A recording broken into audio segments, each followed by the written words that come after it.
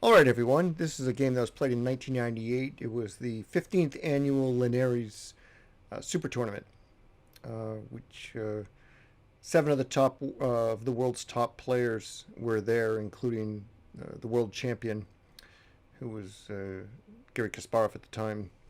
And it was a double round robin format. The participants were in order of ELO: Garry Kasparov, Vladimir Kramnik, Vishwanathan Anand, Veselin Topalov, Vassily Ivanchuk, Alexei Shirov, Peter Svidler, and Anand was the clear winner of that tournament with a performance rating of 2840.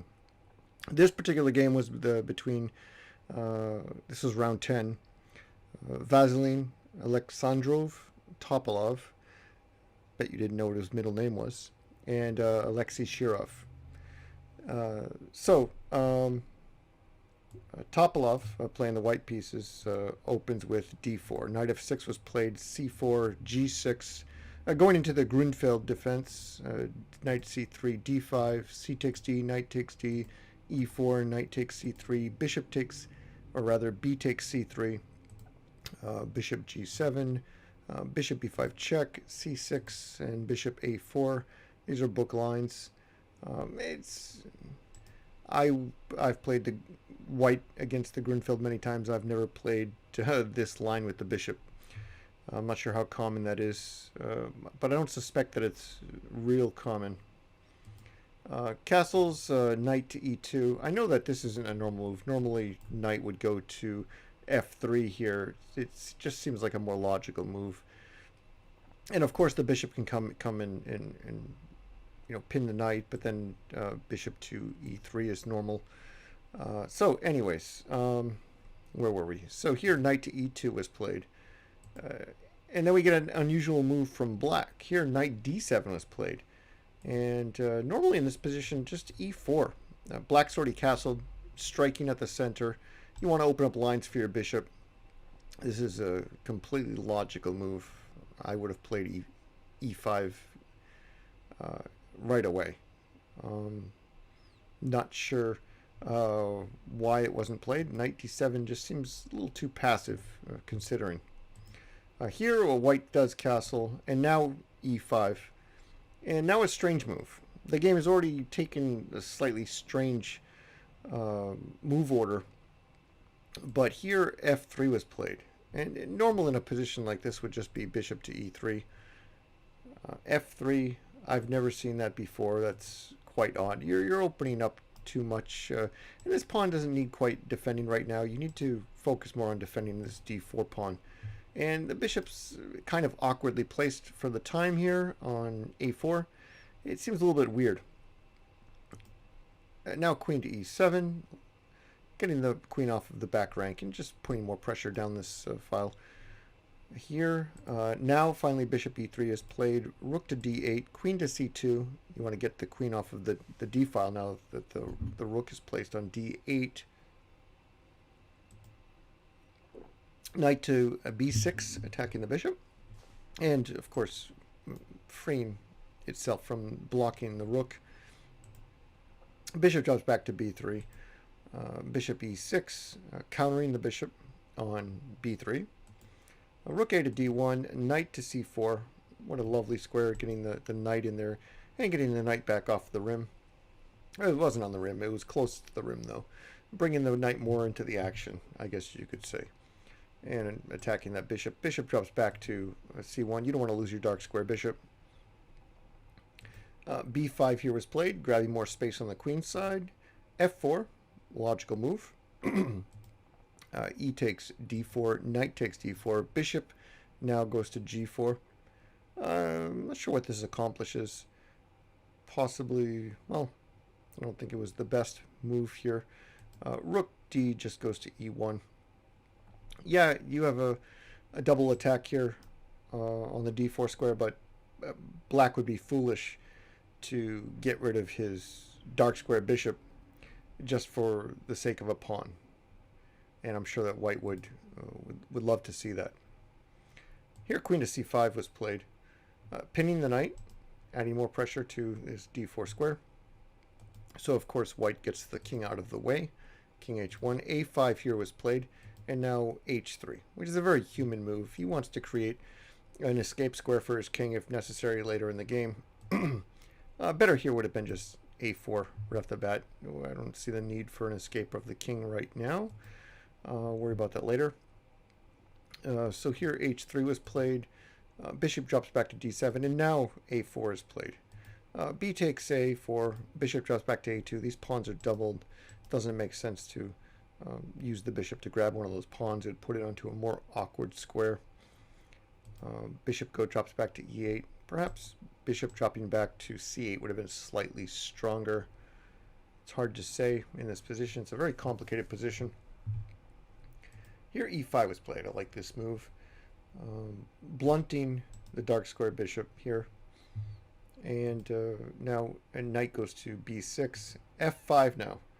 White just really wants to drive those pawns home. He's got rooks behind each one of them. Why not? Really force black into some difficult decision making here. Now knight goes to d5 with a double attack on the c3 pawn. Bishop goes to d2. This is not a good move. Instead of bishop to d2, I know he wants to protect this pawn, but well, right off the bat, f6 would have been better. Because then if queen takes, the queen could just drop over to f2, and this position would be stronger for white. White would have a great game here. Yeah, bishop goes to f8. Queen could now come into h4, and there's a lot of threats against black's position. It's a much more dynamic position, much more aggressive from white's perspective. Of course, he's threatening to push the pawn here. Now, also possibly, maybe not now, but threatening to bring the bishop in. This would be much better for white. But instead bishop to d2, it's kind of awkward. I don't like it too much. Knight to b4, of course, yeah, the knight can be taken, but then queen takes. It just looks ugly. Here, queen grabs the pawn on a4, knight takes a2, queen takes a2, bishop takes e5, and f takes g6. H takes g6, bishop goes to g5, rook to d5. Now rook lift to e3, just to defend that pawn right there. And from the third file here, I mean, anything's possible. The rook can come double up on the f file if need be. Queen goes to d6, queen to e2, bishop d7, c4 is played here. An interesting move. I don't know if that was best or not. This is a very complicated position, but something has to be done. White has to make an attacking move. This pawn is just going to be driven home if white does nothing and remains passive. So white has to try to force something here. Here, bishop takes d4, c takes d5, bishop takes e3, queen takes e3, rook to e8, now queen to c3. And if you count up the material, it's almost equal. Black is up by a pawn temporarily, but he'll soon be up by 2 pawns after the next move. Queen takes d5. And now white's got his work cut out for him. Being down 2 pawns is difficult to deal with. Here, bishop to h6 was played.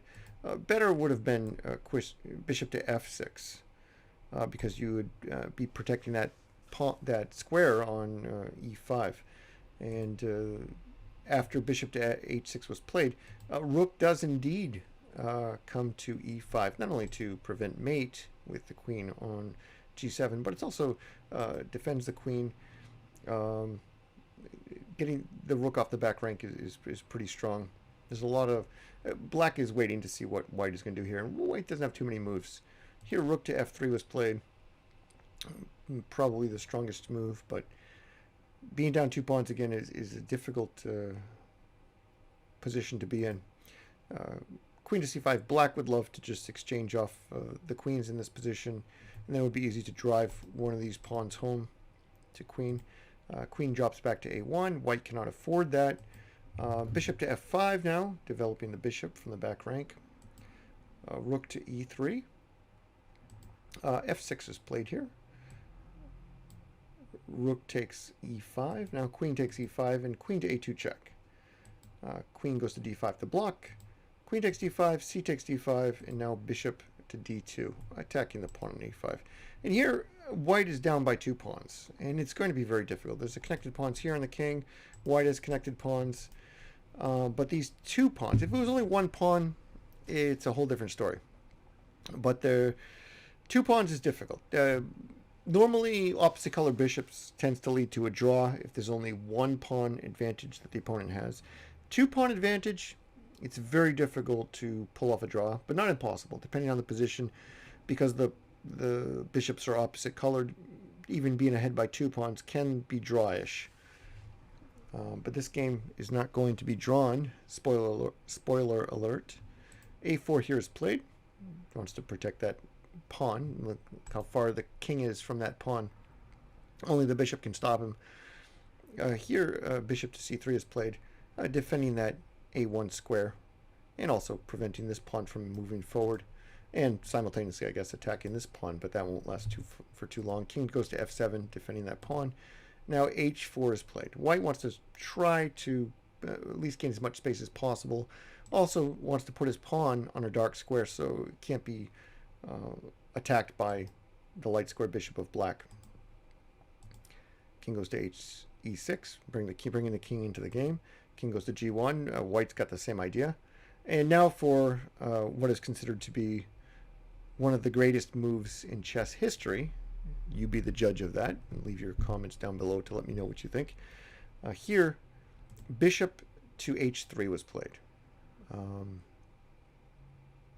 Didn't even get a pawn for it, just giving up the bishop. The idea is, well, white would double his pawns by taking the bishop. And with so many pawns that black has here, it can't be stopped. And putting this position into a chess engine, which I did do, the chess engines give white the advantage here, and they say that bishop to h3 is a mistake, and say that the best move here is g takes h3, which was played in the game. And still, the engines say that white has an advantage. But as we'll find out from subsequent moves, white does not have an advantage. What was the alternative to g takes h3, by the way? Well, I guess g3, because if something else is played, like, you know, king to f2, the pawn will just grab the you know, force things here and just grab and then the pawn on g2, and then the king would take it, and then the game would continue as it did.